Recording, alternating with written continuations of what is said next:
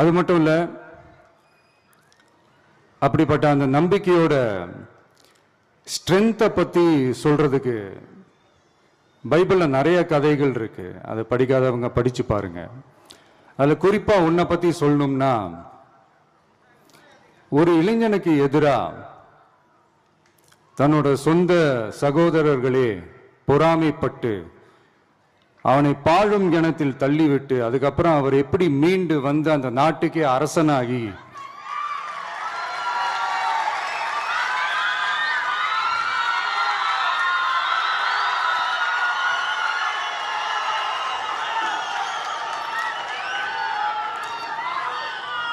அந்த நாட்டுக்கே அரசனாகி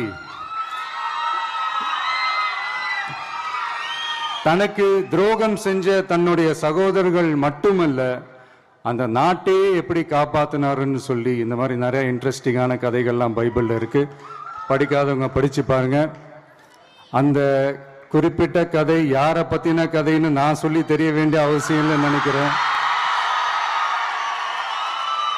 அது உங்க எல்லாருக்குமே நல்லா தெரியும்.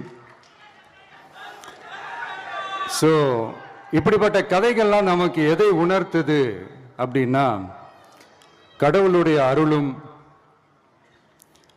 மக்களை மானசீகமாக நேசிக்கிற அந்த அன்பும் அதீத வலிமையும் அதுக்கான உழைப்பும் இருந்துட்டாலே போதும்,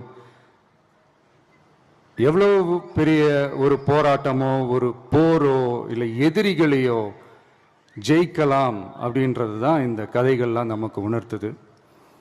கண்டிப்பா ஒரு ஒளி ஒன்று பிறக்கும்.